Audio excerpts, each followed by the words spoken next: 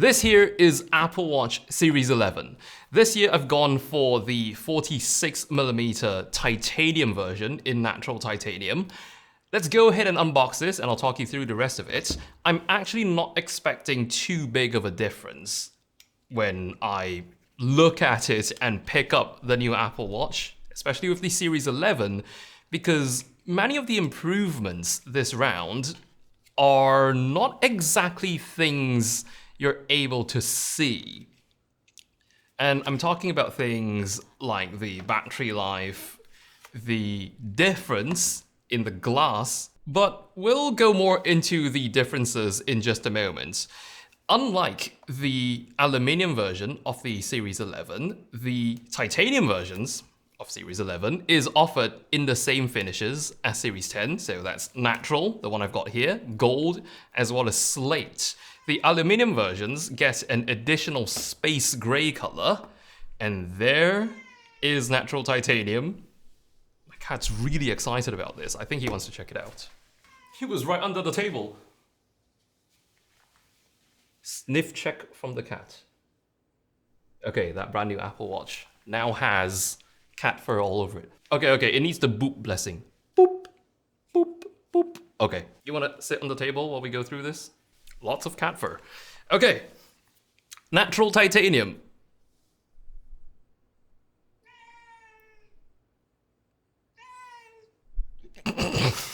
You'd also need to not block my angles. He's gonna jump off. Ooh, butt cam. Where were we? Ooh, it is very shiny. And it's already got cat fur on it. Now, what's special about the titanium finishes this year, even though it might look exactly the same and being offered in the same colors as the titanium Series 10s, the titanium this year is 100% 3D printed. And because when you 3D print, I suppose you're using exactly as much titanium as absolutely necessary, this has resulted in half the raw material being utilized to make the titanium case.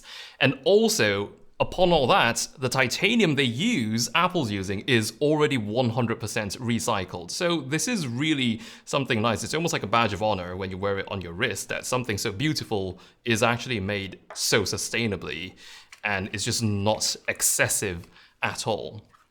Now, something else that is also made entirely from titanium is this Melanise loop right here. It's a tough one to pronounce for me. Pull tab is down here. There we go, and there's latte again. Ooh, we got instructions. Let's get this out here, and this should lift the strap right out. I'm not sure if I should keep pulling on this, or I'm just gonna... There it is. This here is the Melanise loop, also in natural titanium. Anybody else keep their pull tabs from every Apple product unboxing? Let's vote in the comments. While we're waiting for this Apple logo to develop into something else, I also wanted to talk about the glass over here. So because this is the titanium version, we do get sapphire glass. But if you were on one of the aluminium Series 11s, I'm wearing the Series 10 here, so the aluminium models have always came with Ion X glass, but especially on the aluminium Series 11s, that Ion X glass is now PVD coated with ceramic, which supposedly makes that twice as scratch resistant as the ones on the Series 10. So this here is my jet black Series 10. It's on the passcode page now. Let me dismiss that. And I've been very careful with my Apple Watches, but if you look really closely, there are a few scuffs, well, battle scars, especially on the edge of the display here. So that should be less of a concern with the aluminium Series 11, but because I'm on the titanium Series 11, the sapphire crystal glass on here is even more scratch resistant than Ion X glass, and even the Ion X glass with the ceramic coating. So if you want the absolute scratch resistance, the titanium models are the way to go. To compare, well, this is a brand new watch, so we're not gonna see any scratches on here.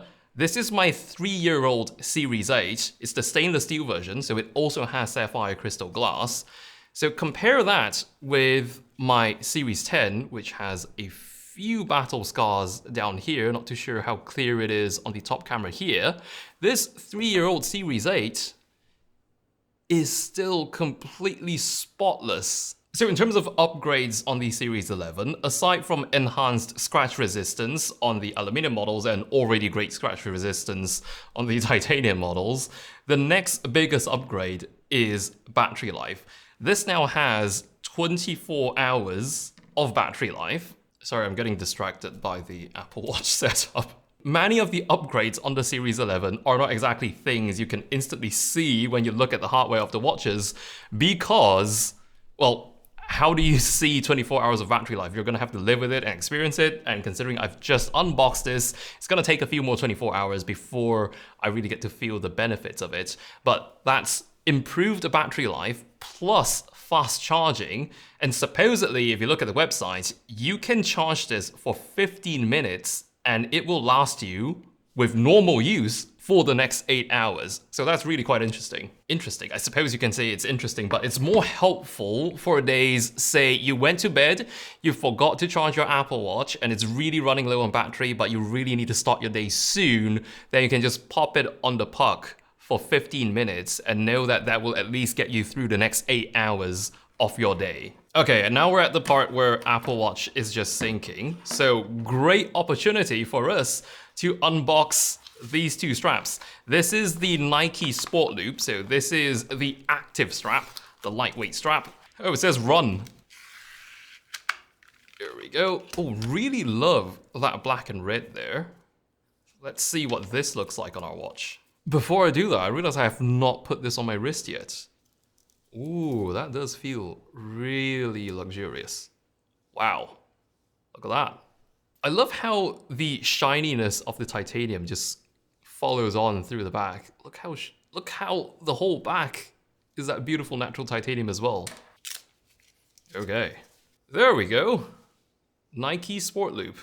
Huh, it says this band was produced using excess material to help reduce waste. Always nice to know. Now, we have a very exciting strap as well. Just tumbled over a little bit. Stay. So, Latte wants to participate in the unboxing of the Link bracelet. Oh no, he ran away. This is not made from titanium. This is made from stainless steel. So, I suppose it's gonna feel very nice and substantial. One pull tab. Flip this over. Wow, look at that. Whoa. This is actually my first Link bracelet, so I'm gonna actually read up on the instructions. All right, let's give this a try. Check that out. Just gonna pop it out from one edge. Let me just make sure the top camera sees this while we pull this bit off. Oh, it's on there really tight. Whoa, look at that. So I suppose I'm supposed to separate band before attaching. Pinch here and pull. And it comes out. Sweet. So let me go ahead and attach this. Click. And let me just link this back on. Oh, I can see why it asks you to separate the links before attaching. That would be quite difficult to attach. So if we unfold this, let's see if this is my size out of the box. It's a bit big for my wrist. I think I need to remove a few links. Let's go ahead and do that. 2 less links here. Well, 3 less links. Seems like it's pretty much just nice. Actually could do with 1 less link though. I do have very tiny wrists. You know what? 2 less links. There we go. Just nice. Oh, and I think that's one of the new watch faces. Let me unlock my watch first. This should be the new Exactograph watch face. It was newly introduced this year, but it's not exclusive to the Apple Watch Series 11s because it's more of a WatchOS 26 feature. And something I'm really glad about many of the new Apple Watch features this year is the fact that they come with WatchOS 26, so you don't necessarily have to purchase a new Series 11 in order to enjoy many of these new features. So here on my Series 10, it's also available. But what's neat about Exactograph is it's very dense with a lot of information, but if it does get overwhelming, you can tap it and it expands it. So now you can see the seconds moving along. And if I tap it one more time, you can see the minutes dial just expanding and moving along. And I think if I wrist flick this, it should reset to the original Exactograph layout. And that's wrist flick there. It's very useful in addition to double tap. Say if you wanted to dismiss something or a notification pops up, then you lift your watch and that fills the screen with it, and you want to dismiss it, you can just wrist flick. Also, double tap is still here. Double tap, double tap.